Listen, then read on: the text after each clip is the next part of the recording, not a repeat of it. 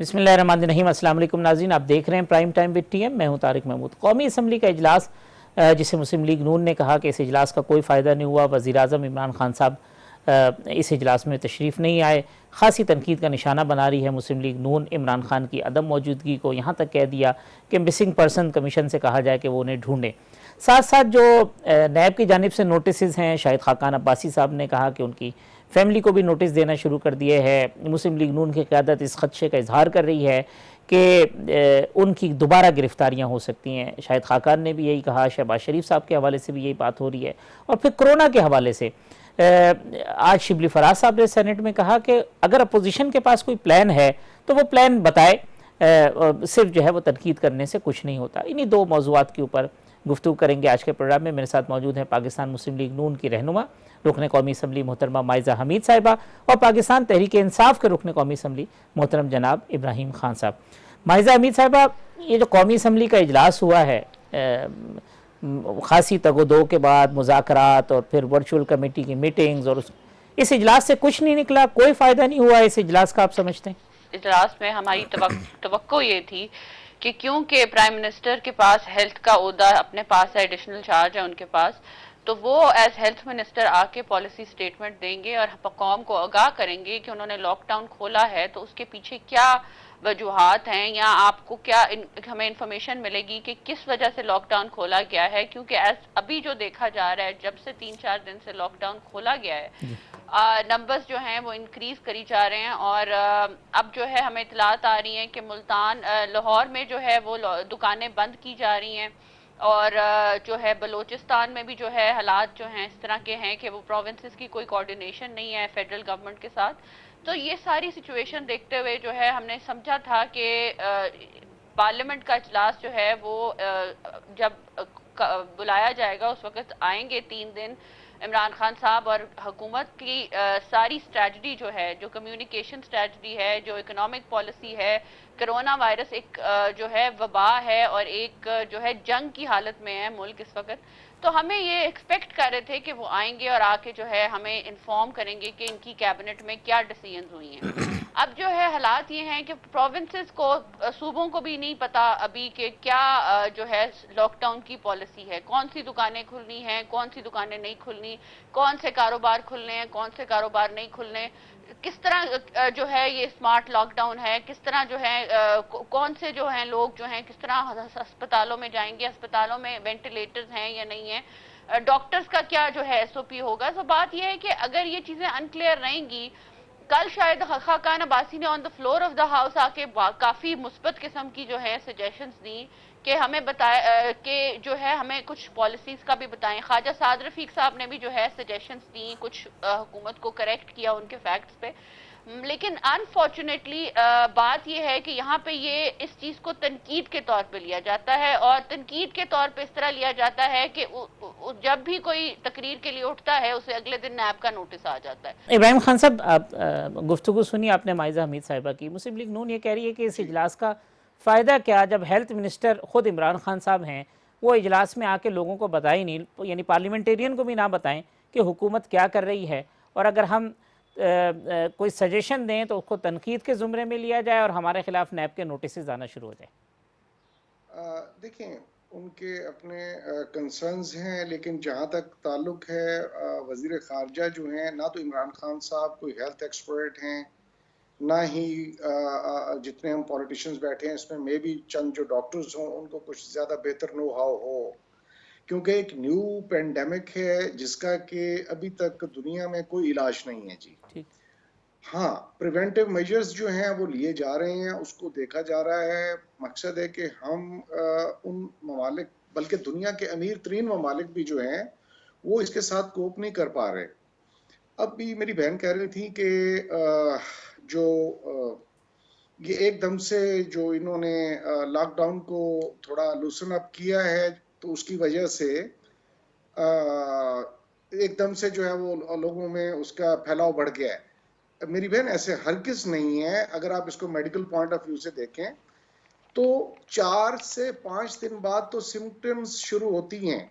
ये कैसे हो सकता है कि इधर से लॉकडाउन खुला है और जनाब उधर से वो नहीं हुआ? ये है कि आपकी जो टेस्टिंग कैपेसिटी है वो बढ़ती जा रही है, और जितनी आपकी टेस्टिंग कैपेसिटी बढ़ती जाएगी आप रियलिटी के करीब तर आते जाएंगे, और आपको ये फिगर अप होना ही होना है। पहले तो आपके पास इसकी टेस्टिंग कैपेसिटी ही नहीं थी, अब इंक्रीज करके उसको बढ़ाते जा रहे हैं, और जितना जितना आप बढ़ाएंगे तो वो ये होगा। तो मकसद है कि अब ये एक बड़ा इकोनॉमी एक तरफ है, लोगों की भूख से मारना है या उनको कोरोना से, मकसद है कोरोना से फिर भी वो शदीद खतरा जो है जी, वो अभी तक आप उठा के देख लें, अराउंड 36-37,000 लोगों को चेक किया गया, वो भी सस्पेक्टेड लोगों को, रैंडम नहीं किया गया। तो उनमें से 10% आई है उनकी जो तादाद है जो कि इन्फेक्टेड हैं जी, बाकी लोग अल्लाह की रहमत से क्लियर थे। बुनियादी एतराज़ तो ये कि इमरान खान साहब असम्बली में क्यों नहीं आए, ये सारी बातें बताएं असम्बली में आके अरकान को। वो तो मेरे बुजुर्ग जो हैं लंदन से जो चल के आए थे यहाँ पे कोरोना को मारने के लिए, वो भी घर से नहीं बाहर निकले। तो ये बातें हम एक दूसरे पे कर सकते हैं, इसका फायदा कोई नहीं है। असल चीज ये है, इसका हल ढूंढें, इसकी बेहतरी की तरफ जाएं, और मिलजुल के इसकी कोई जो, अब कल वो पटेल साहब हैं हमारे एक मेंबर पार्लियामेंट, कादिर पटेल, कल उनकी जो तकरीर थी, उन्होंने कहा जी हमारी तनकीद को जो है आप ये हमारी सजेशन समझें। अब इस किस्म का एटीट्यूड जब लेके आएंगे, और फिर उन्होंने उठ के एक ऐसी बिलो दी बेल्ट, मकसद है कि लैंग्वेज यूज की, मकसद है शायद गली बाजारों में भी वो लैंग्वेज इस्तेमाल ना होती हो, against federal minister and the prime minister. अब देखिए, हम जिस जगह पे बैठे होते हैं वहां पे ऊपर अल्लाह के 99 नाम लिखे हुए हैं, वहां पे मकसद है कि इस किस्म के अल्फाज, और देखिए हाईएस्ट ये आपका फोरम है जहां पे कि आप बैठ के आप पूरी कौम आपको देख रही है, लेकिन ऐसी ऐसी चीज हर तरफ से मैं समझता हूं कि चाहे वो पीपल्स पार्टी की तरफ से हो, पीटीआई की तरफ से हो, एन लीग की तरफ से हो, ऐसे लोगों को डिस्करेज किया जाए, और जो है सब्जेक्ट ओरिएंटेड बात है उसमें देखिए, अब ये इजलास बुलाया किस लिए गया था? इजलास इसलिए बुलाया गया था कि आप सिर्फ कोरोना स्पेसिफिक बात करेंगे, वहां पे तो कोरोना तो नजर ही नहीं आया, एक दूसरे पे अटैक्स ही नजर है। ठीक तो जी, क्या फायदा ऐसी चीजों का जी माइजा साहब कहते हैं जी इजलास इसलिए बुलाया था कि आप कोरोना पे बात करेंगे, वो कोरोना पे बात नहीं हुई, दूसरी बातें होती रहीं, और फिर लीडर ऑफ द अपोजिशन जो है वो खुद इजलास में नहीं आए। मेरे मोहतरम भाई हैं, बात यह है कि हमने तो पहले ही क्लैरिफाई कर दिया था कि हुकूमत जो है वो इस वक्त सरबराह है। हुकूमत में प्राइम मिनिस्टर जो है पूरे मुल्क को हेड करता है। जब प्राइम मिनिस्टर साहब खुद कह रहे हैं कि जो कोरोना है एक मामूली सा फ्लू है, इससे किसी को कोई फर्क नहीं पड़ेगा, और लॉकडाउन को खोल दें तो आम आवाम क्या समझेगी? नीचे आम आवाम पहले ही सीरियस नहीं ले रही कोरोना को, अब वो और सीरियस नहीं लेगी, और वो दुकानों का रुख करेगी, अपने बिजनेसेस खोलने का रुख करेगी। ईद करीब है, आप लोगों को एजुकेट नहीं कर रहे। कल सवाल पूछे गए खाकान अब्बासी साहब से कि आपकी जो है वो कम्युनिकेशन स्ट्रेटजी क्या है, आपकी कॉन्टैक्ट स्ट्रेटजी क्या है, आपकी मेडिकल रिस्पांस की क्या पॉलिसी है, आपकी इकोनॉमिक मैनेजमेंट क्या है। अब ये वजीर खारजा साहब तो नहीं ना इन चीज़ों का जवाब दे सकते।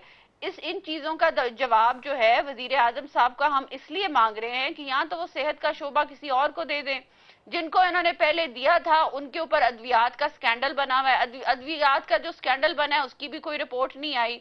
तो अगर मैं यही दोबारा पूछूंगी कि अगर आपने इतना इम्पोर्टेंट इजलास जो है बुलवाया है, सब जो है अवामी नुमाइंदे हैं, सबको अपने हलकों का पता है, सिचुएशन का पता है, वो अपनी जो है डिमांड्स भी पेश कर रहे हैं, अपनी कंप्लेंट्स भी पेश कर रहे हैं, तो वजीर आजम जो हैं वो अपनी बादशाह की जो उनका बादशाहत है उधर से उतर के आके पार्लियामेंट में आते और उनकी सजेशन सुनते और इन्फॉर्म करते आम आवाम को, क्योंकि आम आवाम के नुमाइंदे हैं ना पार्लियामेंटेरियन जो आके बैठे हैं, जिन्होंने अपनी जिंदगियां रिस्क पे डाली हुई हैं।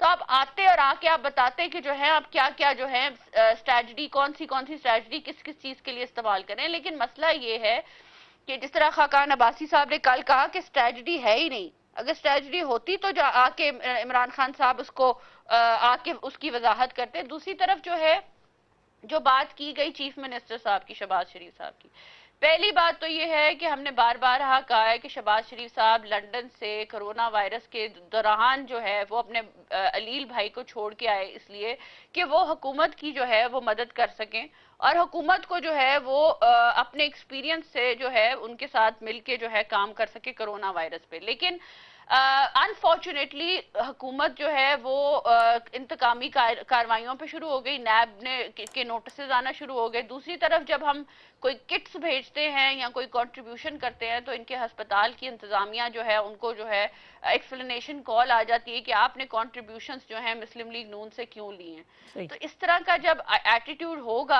ऑपोजिशन की तरफ तो आप मुझे बताएं कि कौन जो है वो पॉलिटिक्स कर रहा है कोरोना पे और कौन जो है मुस्बत किस्म की सजेशन दे रहा है। ठीक, माजिद साहब आपने बहुत सारे सवाल उठाए, एक वक्फा ले लें, वक्फे के बाद आते तो इब्राहिम साहब ये जो नुकात उठाएं इस पे आपका जवाब लेते हैं।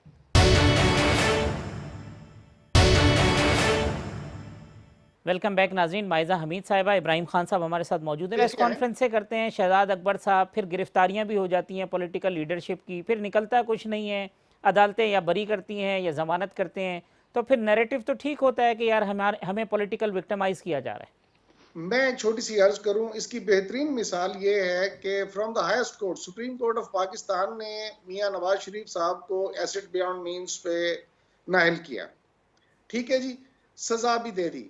इस वक्त वो कहाँ है?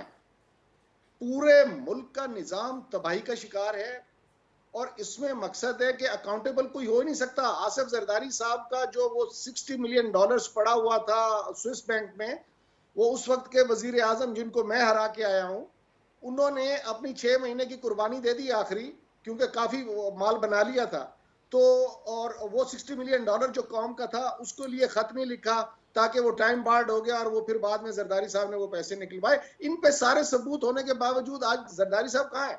घर में आराम फरमा रहे हैं। इनके लिए बेहतरीन चीज आ गई है कि जी हेल्थ इश्यूज आ गए हैं। जो ही ये हेल्थ इश्यूज मकसद है मुल्क से बाहर जाते हैं, वो इशू सारे सेटल्ड हो जाते हैं। तो मैं कह रहा हूँ ये बहुत बड़ा इस पे डिबेट होनी चाहिए, लेकिन आज क्योंकि सब्जेक्ट हमारा जो है वो कोरोना है, तो शहबाज शरीफ साहब के हवाले से हमने तो नहीं, ये जितनी वो ट्रांजैक्शंस 17 अरब रुपए की ट्रांजैक्शन आ रही हैं बेनामी के नाम पे, या तो हमने निकाली हो। ठीक, माइजा साहब को गिरफ्तारियों का आपको खदशा नज़र आ रहा है? जिस तरीके से प्रेस कॉन्फ्रेंसेज हो रही हैं, शाहिद खाकान साहब कह रहे हैं कि जी मुझे तो लगता है कि फिर चेयरमैन साहब बैठेंगे और मुझे गिरफ्तार कर लिया जाएगा। लगता है कि लीडरशिप एक मरतबा फिर दोबारा पाबंद सलासिल होने जा रही है।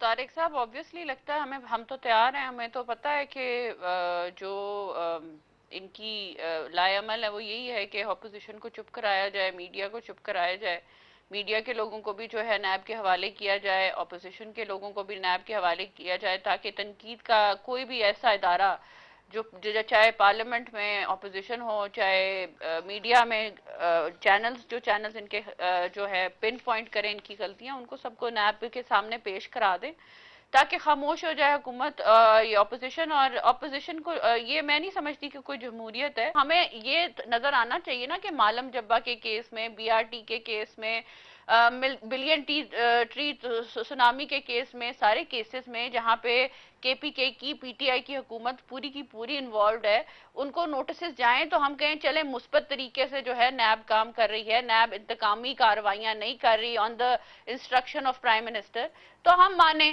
मैं सिर्फ ये कहना चाहती हूँ, देखें अपने भाई को कि 2 दिन पहले इस्लामाबाद के डिप्टी कमिश्नर ने कहा है कि 679 केसेस जो हैं इस्लामाबाद में हैं। आप टेस्टिंग को छोड़ दें, आप मेरे भाई से ये पूछ के बताएं कि इस्लामाबाद की दुकानों के अंदर जब आप जमघटा होगा, जब सोशल डिस्टेंसिंग फॉलो नहीं की जाएगी, जब मास्क नहीं पहने जाएंगे, तो क्या कोरोना की वबा फैलेगी या नहीं फैलेगी? वही इब्राहिम खान साहब, वही बात है कि आप जो तहरीक इंसाफ के जो केसेस हैं या उनके रहनुमाओं के जो केसेस हैं उसके ऊपर खामोशी है और अपोजिशन की तरफ जो है वहाँ रेस पे पाँव है।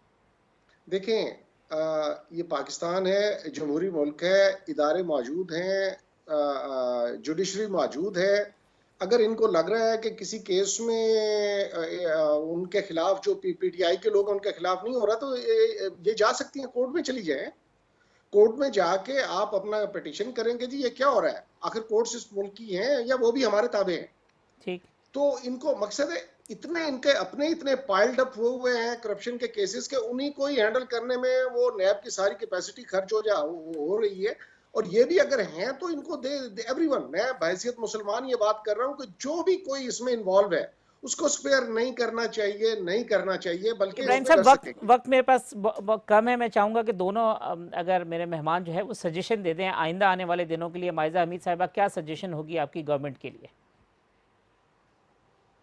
देखिए, मैं तो पहले यही मुतालबा करूंगी अपने भाई से कि जाके आप प्राइम मिनिस्टर ऑफ हाउस जाएं, वहां पे जाके आप लोग सारे समझाएं बादशाह सलामत को कि वो नीचे उतरे, अवाम में आए, अवाम में आके अपने आप को क्वारंटीन से ना बचाएं, अपने आप आके पार्लियामेंट में जवाब दें, आप एक पॉलिसी स्टेटमेंट दें। और ये सजेशन जो है ये हम अपने प्राइम मिनिस्टर को भी दें अगर ऐसी सिचुएशन हो तो। इसलिए बेहतर ये है कि वो आके हमें इन्फॉर्म करें। ये जो सोशल डिस्टेंसिंग की बात कर रहे हैं बिल्कुल सही कर रहे हैं कि दुकानें जो हैं वो, लोगों को ये लग रहा है कि लॉकडाउन दोबारा हो जाएगा तो लोग जो है जमघटे बना रहे हैं। लेकिन मुझे तारिक साहब ये बताएं कि ये किसने लोगों को बताना है कि आप मास्क के अलावा बाहर सड़क पे नहीं जा सकते? और उसको ये इम्प्लीमेंट किसने भी लोगों करवाना को है। बताना है? इन्फोर्स, ये किसने इन्फोर्स करना है कि आज अगर मैं बाहर जाऊंगी मास्क के बगैर तो पुलिस मुझे पकड़ लेगी?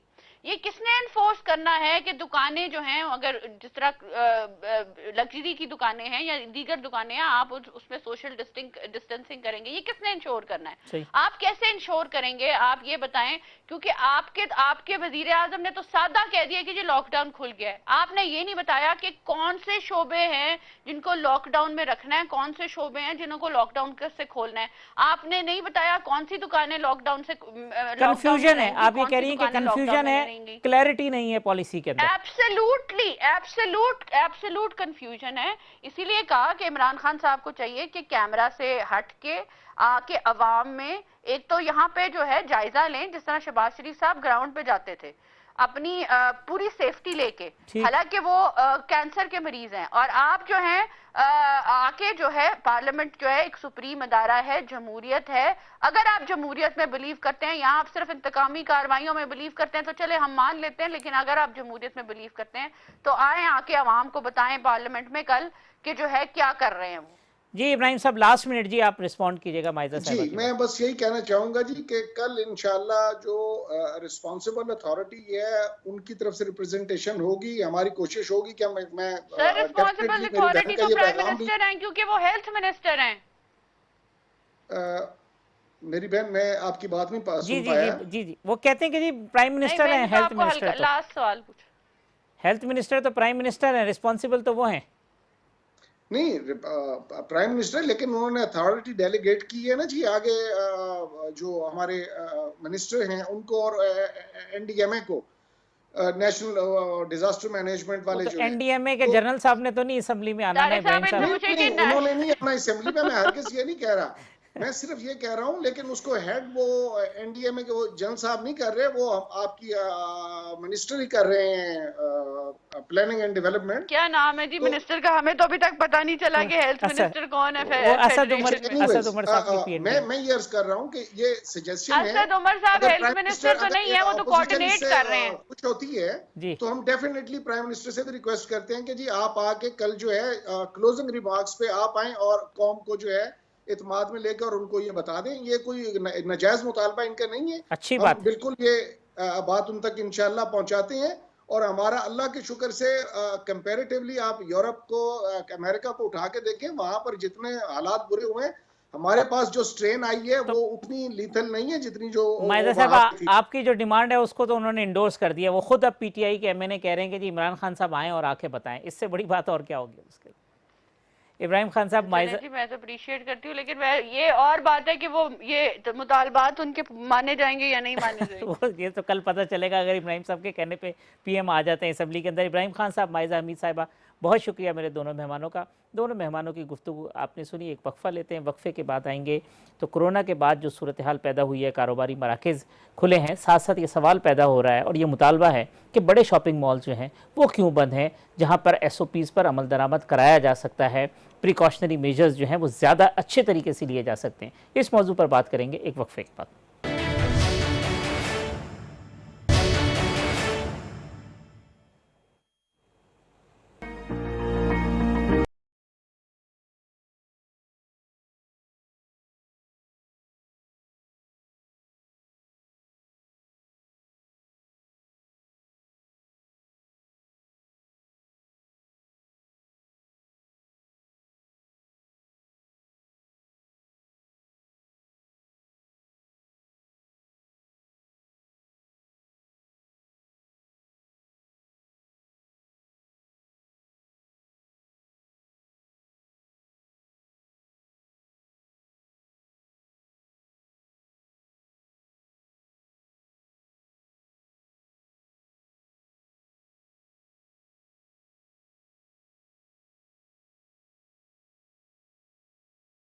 वेलकम बैक नाज़रीन। ये मनाजिर आपने देखे, ये बड़े शॉपिंग मॉल्स के जो एहतियाती तदाबीर हैं कोरोना के बाद से और जो सफाई के इंतजामात हैं, ये उसके कुछ मनाजिर थे। शॉपिंग मॉल्स मालकान का कहना यह है कि पहले बड़े शॉपिंग मॉल्स खोले जाने चाहिए थे, वहाँ पर SOPs पर सख्ती से अमल दरामद कराया जाता और फिर उन्हीं SOPs को फॉलो किया जाता तमाम कारोबारी मराकज़ के ऊपर, तो सूरत हाल बेहतर होती। हमने उलट काम किया है। शॉपिंग मॉल्स के मालकान का मौक़िफ़ क्या है, वो क्यों चाहते हैं कि बड़े मॉल्स जो हैं वो खुलें, हर्डल्स क्या हैं, गवर्नमेंट को क्या फैसिलिटेशन प्रोवाइड करनी चाहिए, इस हवाले से जो मसाइल हैं इस पे गुफ्तगू करेंगे। मेरे साथ आज मौजूद हैं सरदार यासिर साहब, सेंटोरस के CEO हैं, सेंटोरस मॉल इस्लामाबाद के। मेरे साथ मौजूद हैं फैसल नदीब साहब, डॉल्मेन मॉल के डायरेक्टर हैं। दोनों मेहमानों का बहुत शुक्रिया। सरदार यासिर साहब, ये फरमाइएगा कि इन हालात में जब कोरोना के बाद जब हमने देखा कि कारोबारी मराकज़ खुले, मार्केट्स खुली, हज़ारों की तादाद में लोग बाहर निकले हुए हैं, ऐसी सूरत हाल के अंदर बड़े मॉल्स हैं वो हम क्यों खोल दें और कैसे खोल दें? देखिए हाफिज साहब, firstly thank you for having me. इसमें बेसिक फंडामेंटल चीज़ें जो ओवरलुक की होती, आपकी जो मॉल्स हैं, जिस लेवल की SOPs वहाँ पे इम्प्लीमेंट की जाती हैं और की जा रही हैं, ये मार्केट में नहीं कर रहे लोग। मॉल के अंदर अभी जो क्लिप्स में आपने देखा है कि जो हम डिसइंफेक्टेंट यूज़ कर रहे हैं, हम सबसे पहले मॉल की ओपनिंग से पहले हम पूरे एरियाज डिसइंफेक्ट करते हैं, कॉरिडोर्स, लिफ्ट्स, रेलिंग्स, आपके कंप्लीट एरियाज हैं जो कंप्लीटली क्लीन हो जाते हैं सैनिटेशन हाइजीन के मुताबिक। उसके बाद जो क्यू की फॉर्मेशन है बाहर, हम सबके क्यूज फॉर्म करते हैं 6 फीट डिस्टेंस के हिसाब से। फिर वो जब एंट्रेंस पे पहुंचते हैं तो वहाँ पे एक इंफ्रारेड हैंड हेल्ड थर्मामीटर के थ्रू उनका टेम्परेचर चेक किया जाता है। वो एक वॉक थ्रू गेट के बाद जाते हैं, which is a metal detector to check that they armed, not armed. उसके बाद एक थर्मल कैमरे के थ्रू 25 to 30 लोग एक साथ स्कैन होते हैं, जिसमें उनकी टेम्परेचर रीडिंग्स एक्यूरेटली आती हैं। ये वही टेक्नोलॉजी है जो कि दुबई एयरपोर्ट यूज़ कर रहा है, दुबई में दुबई पुलिस यूज़ कर रही है फॉर स्क्रीनिंग ऑफ टेम्परेचर्स। और अब आप देखेंगे कि उसके बाद फिर हम मास्क लोगों को देते हैं, वहाँ पे कियोस्क है और फिर हम लोगों को कहते हैं कंपल्सरी है मास्क पहनना है, इसके बगैर आप अंदर नहीं आ सकते। तो ये मल्टीपल लेयर्स आपके ऑलरेडी इस्टेब्लिश हो चुके हैं। और फिर आने के बाद जिन लोगों ने यूज़ करने हैं वहाँ हैंड सैनिटाइजर मौजूद है, वहाँ पे हैंड सैनिटाइज कर सकते हैं। फिर हमने मॉल के अंदर 6 फीट डिस्टेंस के हिसाब से लोगों की मार्किंग्स की हुई हैं। लिफ्ट्स के ऊपर हमने उनके लिए मार्किंग की हुई है कि 3 से 4 लोग से ज़्यादा लोग जा नहीं सकते। वहाँ पे एक लिफ्ट ऑपरेटर मौजूद है हर लिफ्ट के अंदर जो उनको रोक लेगा। फिर आप शॉप्स की SOPs देख लेंगे, हमने सब शॉप्स को डिक्टेट किया हुआ है कि आपके जो टेनेंट्स आ रहे हैं यहाँ पे, हमने उनको स्कैन किया है, लेकिन उसके बावजूद आप दोबारा से उनको स्कैन करें। फिर हर 2 आवर्स बाद उन्होंने अपने कंप्लीट एरियाज डिसइंफेक्ट करने हैं जो आउटलेट्स के अंदर हैं, और उन्होंने अपने हर ट्रांजैक्शन के बाद सेल्स स्टाफ ने अपने हाथ सैनिटाइज करना है। तो ये SOPs डिफाइंड है, ये हम इन राइटिंग गवर्नमेंट को सबमिट कर चुके हैं और ओपनली अवेलेबल है, जिसने आके देखे वो देख सकते हैं। और ये SOPs ऑलरेडी इम्प्लीमेंट किए जा रहे हैं, क्योंकि आप देखेंगे मॉल जो आपके हैं उसमें आपकी सुपरमार्केट्स, फार्मेसीज और बैंक्स लॉकडाउन के दौरान भी ओपन थे as per policy by the government. और उनके ओपन होने के बावजूद टिल डेट कोई इंसिडेंट, कोई केस नहीं हुआ वहाँ पे, और हम rules and regulations complete follow कर रहे हैं। और जो कंप्लायंस की रेगुलेशंस हमने बनाई हैं, यकीन करेंगे इसी कंप्लायंस की रेगुलेशंस किसी हुकूमत ने नहीं बनाई। यहाँ पे US की मैं आपको एग्जांपल देता हूँ, US में जो मॉल्स ओपन है, यहाँ पे किसी मॉल में टेम्परेचर रीडिंग किसी की चेक नहीं की जा रही, लेकिन उसके बावजूद लोग एज पर रूटीन आ रहे हैं और अपनी लाइफ एंजॉय कर रहे हैं। ये एक्सपेक्ट करते हैं, यहाँ पे एक सिविक सेंस है। हम कह सकते हैं कि पाकिस्तान में वो सिविक सेंस नहीं होगा, लेकिन दैट्स वेयर वी कम इन। हमारा जो एक्सपीरियंस है being pioneers in this industry, माशाल्लाह ऑलमोस्ट 6 to 7 years हम ऑपरेट कर रहे हैं, और जिस स्केल पे हम ऑपरेट कर रहे हैं, हमारे पास ह्यूमन रिसोर्स के लिहाज से ऑलमोस्ट 600 to 700 पीपल हैं जो run the operations of the mall. और ये सब स्किल ह्यूमन रिसोर्स है आपकी, जो ट्रेन हो चुकी है 600-700 की स्ट्रेंथ की बात कर रहे हैं ओवर द लास्ट 6-7 years। ठीक, फैसल साहब, जिस तरह ये सरदार यासिर साहब ने फरमाया, तो ये जब SOPs बनी हुई थी और उसके ऊपर आप लोगों ने इम्प्लीमेंटेशन भी शुरू कर दी, तो फिर हुआ क्या? ये गवर्नमेंट और जो ताजिर बिरादरी के मुज़ाकरात होते रहे, इसके अंदर आपकी पार्टिसिपेशन नहीं थी, या आपने उस वक्त गौर नहीं किया, ना किसी ने केयर की, एक शोर मचा, एक प्रेशर बिल्ड हुआ, और उस प्रेशर के अंदर वो जो ताजिर तंजीमें थी उन्होंने अपना कारोबार खुलवा लिया और मॉल्स के ऊपर ना बात हुई, ना डिस्कशन हुई, और उसको छोड़ दिया गया? यही हुआ या कुछ और हुआ? तक मॉल्स को जो है वो government support as an industry बहुत कम मिला है। ठीक, ऑपोजिशन ज़्यादा मिल चुकी है, ऑब्जेक्शन ज़्यादा आती हैं हमारे मॉल्स के अगेंस्ट, जो है वो ज़्यादा चेक्स एंड बैलेंस होते हैं। जब आप कहते हैं कि यार हम स्मगलिंग पे कट डाउन करेंगे, तो सबसे पहले सब मॉल पहुंच जाते हैं, जबकि यहाँ पे सारी रजिस्टर्ड शॉप्स हैं। ठीक, या अगर आप कहते हैं कोई नई SOP निकाली, तो सबसे पहले क्योंकि विजिबल टारगेट्स हैं तो लोग पहले मॉल की तरफ आ जाते हैं।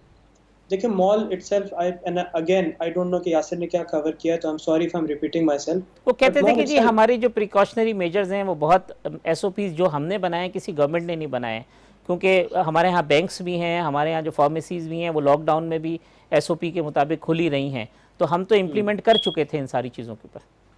देखिए, मैं उसके बियॉन्ड जाऊंगा। हमारी एसओपीज जनरली जो रही हैं, क्योंकि मॉल अपने आप को सपोर्ट करता हुआ रहा है, हर चीज़ में एसओपीज आपकी ज़्यादा स्ट्रांग मिलेंगी। चाहे आपके एम्प्लॉयमेंट की हो, हमारे जो जो एम्प्लॉयज़ होते हैं उनकी सेफ्टी, सिक्योरिटी, उनकी हेल्थ इंश्योरेंस, उनकी एजुकेशन, उनकी ट्रेनिंग हो, चाहे हमारी कोई और फैसिलिटीज़ हो, सिक्योरिटी हो और चीज़ हो। जब हालात ख़राब होते थे तब भी लोग मॉल को सेफ डिक्लेयर करते थे। सारी आपकी डेलीगेशन, सारी आपकी जो हाई एंड विजिटर्स, फॉरेनर्स सब मॉल की तरफ ही आते थे। ठीक। तो मॉल हमेशा से एक विजिबल चीज़ थी जो हमेशा से फ्रंट लाइन पे आती है। इसमें एक जनरली जो ऑपरेट कर रहे हैं, हम आज भी हमारे पास अगर डॉल्मेन में है तो हमारे पास सुपरमार्केट्स, बैंक्स, हर चीज़ ऑपरेट कर रहे हैं even today with SOPs. But क्योंकि मॉल कभी-कभी टारगेट बन जाता है, अनफेयर टारगेट बन जाता है, चाहे गवर्नमेंट का, चाहे पॉलिसी मेकर्स का, चाहे विजिबिलिटी वाइज़, और कभी-कभी वो एक सिंबल कभी दे दिया जाता है कि ये एलीट की जगह है। ठीक। ये एलीट की जगह नहीं है। हमारे पास सारे जो ब्रांड्स हैं, हमारे पास सारे जो वर्कफोर्स है, वो हर बैकग्राउंड से है। वो टारगेट हाई एंड मार्केट को भी कर रही है, मिड एंड को भी कर रही है, लो को भी कर रही है, और लाखों फैमिलीज़ को सपोर्ट कर रही है, चाहे वो रिटेलर्स की फैमिलीज़ हों, चाहे वो आपके वहाँ काम करने वाले की फैमिलीज़ हों, चाहे उसके इन्वेस्टर फैमिलीज़ हों। एक टारगेट और एक परसेप्शन जो है वो गलत लिया गया मॉल के बारे में, जो एक मॉल को ओवरऑल नेगेटिव इफेक्ट दे रहा है। ठीक, यानी ये सिंबल ऑफ एलीट बना दिया है उसको। एक्चुअल में ऐसी पोजीशन नहीं है, आप ये कहते हैं, क्योंकि हर तरह का आदमी उसमें काम कर रहा है। छोटा जो स्टॉल वाले हैं वो भी हैं और इंटरनेशनल ब्रांड के लोग भी हैं उसमें। आप ये समझ लें कि एक विजिबल एक टारगेट बन गया है। चाहे वो टैक्सेशन होती है, सबसे पहले मॉल की बात करते हैं कि मॉल बहुत कमा रहे होंगे, इनको जाकर टैक्स करते हैं। अगर कोई सेफ्टी की बात होती है, सबसे पहले मॉल की तरफ आते हैं कि यार आपकी सेफ्टी मेजर्स पूरे नहीं है। अगर आपकी कोई और इशू आता है, सबसे पहले मॉल को एक टारगेट किया जाता है, एलीट या एक हाई एंड दिखा के। बट ये रियलिटी नहीं है। मॉल में हर तरह के लोग और हर तरह की चीज़ें परफॉर्म हो रही हैं, बट एक यूनिफॉर्म तरीके से हो रही है जो इंटरनेशनली होनी चाहिए।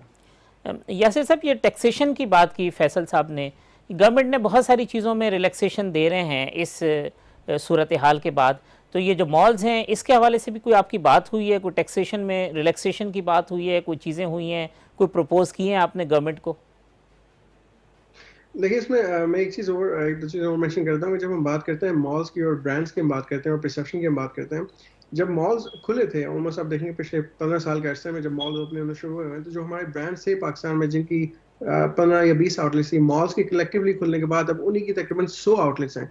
तो हमने लोकल इंडस्ट्री को इंडोर्स किया, लोकल इंडस्ट्री को प्रमोट किया, लोकल रिटेलर्स को प्रमोट किया, और mall itself is now a huge industry.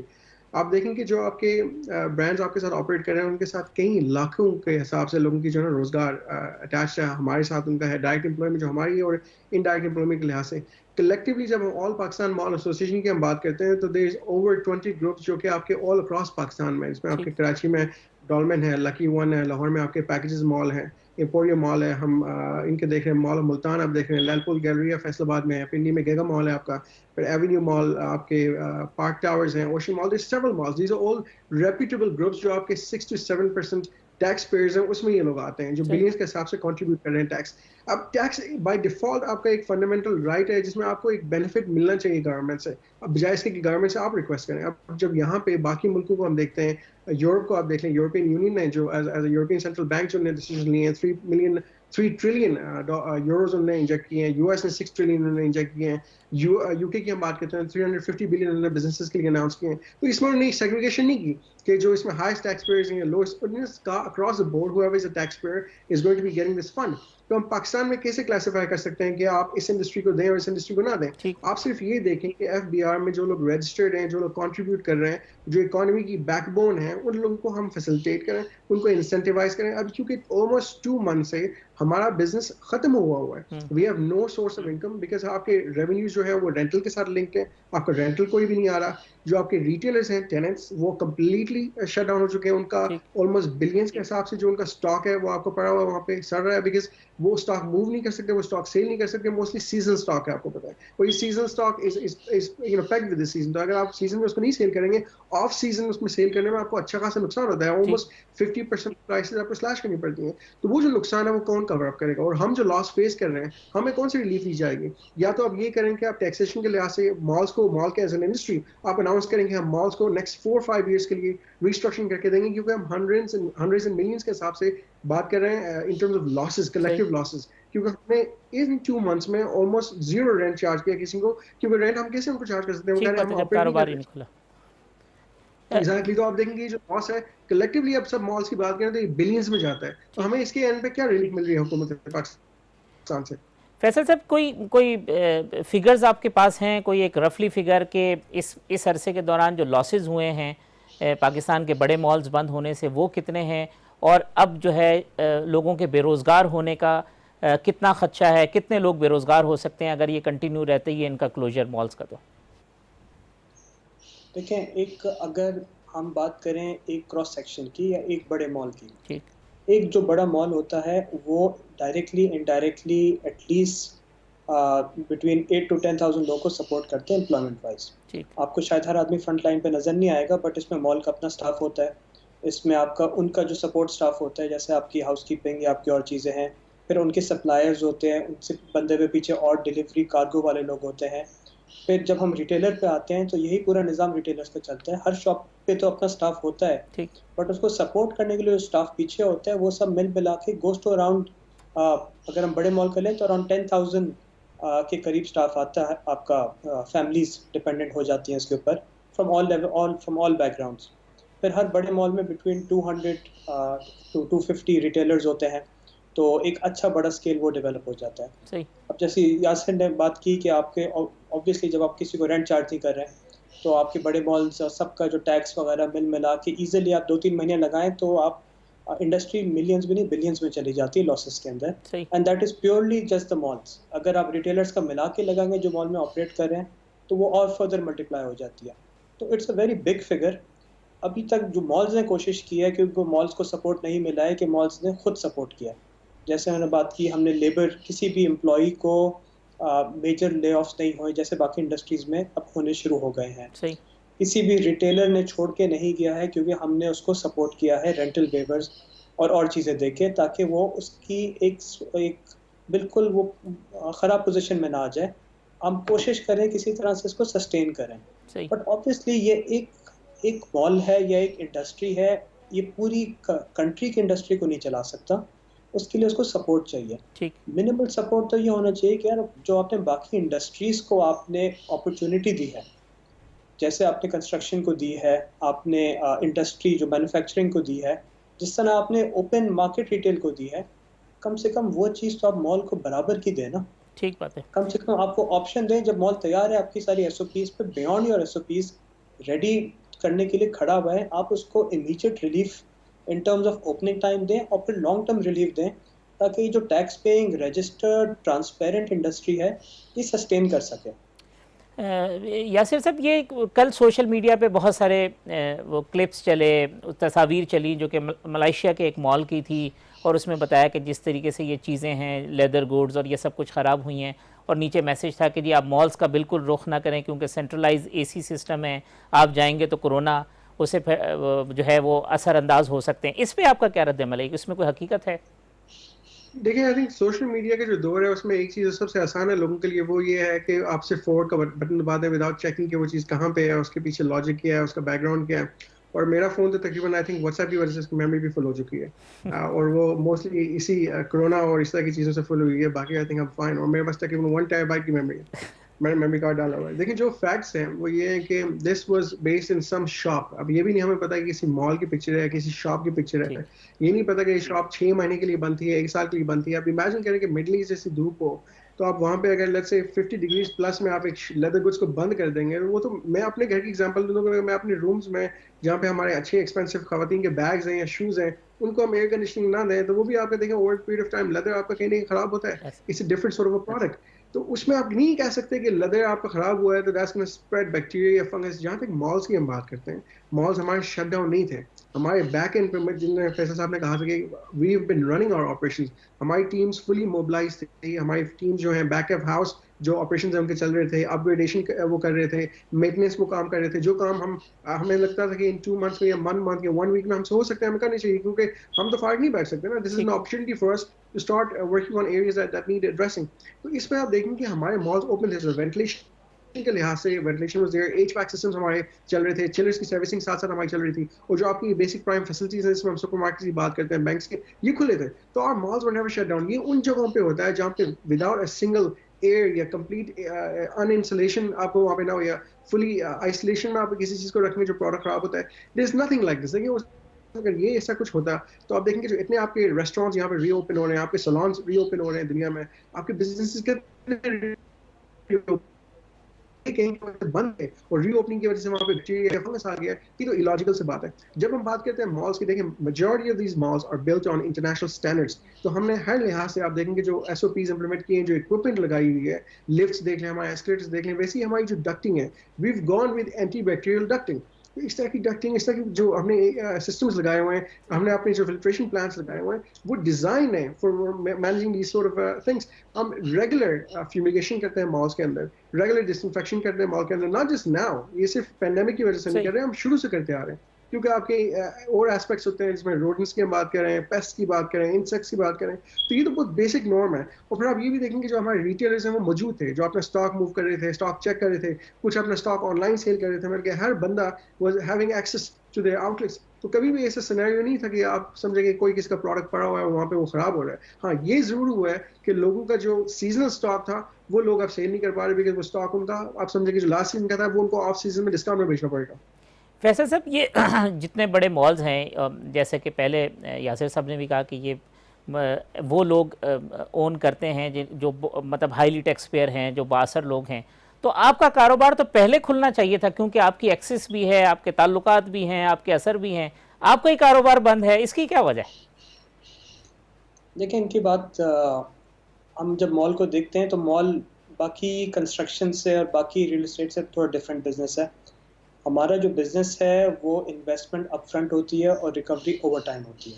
ठीक, जनरली मतलब अगर आप अपार्टमेंट वगैरह बनाएंगे, आप कोई कंस्ट्रक्शन रियल एस्टेट की बात करेंगे, आप पहले सारी इन्वेस्टमेंट रिकवर कर लेते हैं और साथ साथ बनाते रहते हैं। हमारे पास ऑब्वियसली चैलेंज ये आता है कि हमें अगर इन्वेस्टमेंट आज करनी है तो उसकी रिकवरी 7-8 साल 10 साल में आनी है और कंटिन्यूसली आनी है। ठीक। तो हमें जनरली जो रेंटल जो इंडस्ट्री है ना, उसको इतनी अहमियत दी नहीं गई है। अब जब भी लोग बात करते हैं रियल एस्टेट कंस्ट्रक्शन की, तो डिस्कशन अगर आप बात करें ये जो ऐसे आबाद है या कंस्ट्रक्शन की बात करते हैं, उसकी अपनी लॉबी बनी हुई है and that is more focused on selling वाली चीज़ें। फिर एक लॉबी आ जाती है रिटेलर्स की, विच इज़ कि हम रिटेल की इंडस्ट्री करें। मॉल एज एन इंस्टीट्यूशन को एज बहुत सीरियसली ओवर टाइम नहीं लिया गया है। जैसे मैंने बात की, मॉल एक विजिबल चीज़ ज़रूर है, हर आदमी अप्रिशिएट ज़रूर करता है, but I think government level पे इसको as an industry, as an institution, जो उसकी कॉन्ट्रीब्यूशंस हैं उसको ही इकोनॉमी में फॉर टेकन लिया गया है। उसकी जो मेहनत की गई है, उसके पीछे जो डेवलपमेंट की गई है, उसको अहमियत नहीं दी गई है। अब जैसे यासिर कह रहे हैं, हम बैकग्राउंड पे कोशिश करते हैं हमारी एसओपीज वर्ल्ड लेवल पर हो, जबकि कोई लोकल रिक्वायरमेंट नहीं है इसकी। कहीं लोकल रिक्वायरमेंट नहीं है कि मॉल इस स्टैंडर्ड का होना चाहिए, इस सिचुएशन पे होना चाहिए, या ये फैसिलिटीज़ होनी चाहिए। ये हम सब ने खुद एक इनिशिएटिव लेके डेवलप किया। ठीक, तो इस वजह से मॉल को जनरली एक नेग्लेक्टेड चीज़ पे रखा गया है।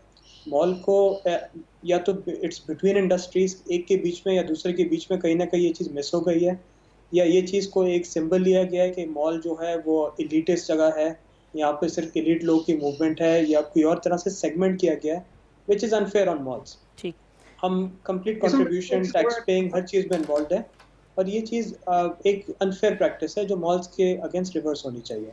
लास्टली यासिर साहब, शॉर्टली अगर मैं कहूँ कि आपके सजेशंस क्या हैं, गवर्नमेंट से आप क्या चाहते हैं और क्या इंश्योर करते हैं उनको, तो क्या होगा? इसमें एक चीज़ मैं और ऐड करना चाहूँगा। देखें, इस्लामाबाद के अंदर every mall is a you know a representation of Pakistan, a prosperous Pakistan.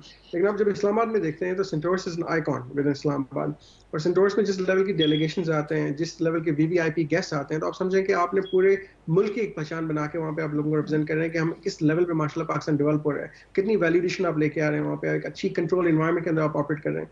तो ये गवर्नमेंट को खुद इस चीज़ को अंडरस्टैंड करना चाहिए। They should not take us for granted. हम एक वैल्यूएशन लेके आए इस मुल्क में, बिलियंस के हिसाब से हमने इन्वेस्टमेंट किया इस मुल्क में, तो वो इस चीज़ को एक्नॉलेज करें, इस चीज़ को इंडोर्स करें। मेरी रिक्वेस्ट ये होगी गवर्नमेंट ऑफ पाकिस्तान से कि जो आपकी वो इंडस्ट्रीज हैं जो सबसे ज़्यादा कंट्रीब्यूट कर रहे हैं, जिसमें मॉल्स की अभी हम बात कर रहे हैं, because malls are the one suffering the most, क्योंकि आपने मॉल्स को शट डाउन किया हुआ है, इस चीज़ को आपने ओवरलुक किया है। आपको सबसे पहले मॉल्स को ओपन करना चाहिए था। लेट मॉल्स इस्टेब्लिश ए बेंचमार्क और आप अलाउ करें मॉल्स को कि वो एक एग्जांपल सेट करें बाकियों के लिए कि कैसे ऑपरेट करना चाहिए, और उसके बाद आप देखेंगे बाकी भी वही चीज़ें फॉलो करेंगे, और मॉल के अंदर हम वो एसओपीज खुद इंप्लीमेंट कर रहे हैं ऑलरेडी, और बाकियों के लिए मिसाल कायम कर सकते हैं, और आके आप इजीली वेट कर सकते हैं कि आपने वहाँ पे सिर्फ डिस्ट्रिक्ट ऑफिसर को भेजना है आके देखने के लिए कि वो कर रहे हैं नहीं कर रहे हैं, और हम ऑलरेडी एग्जाम्पल सेट कर चुके हैं। और जब हम ऑल पाकिस्तान मॉल एसोसिएशन की बात करते हैं तो ये सारे मॉल्स इन कंप्लायंस एक साथ काम कर रहे हैं ऑन द सेम पैरामीटर्स। तो इसमें ये नहीं कि मैं अपनी बात कर रहा हूँ या फिर अपनी बात कर रहे हैं, हम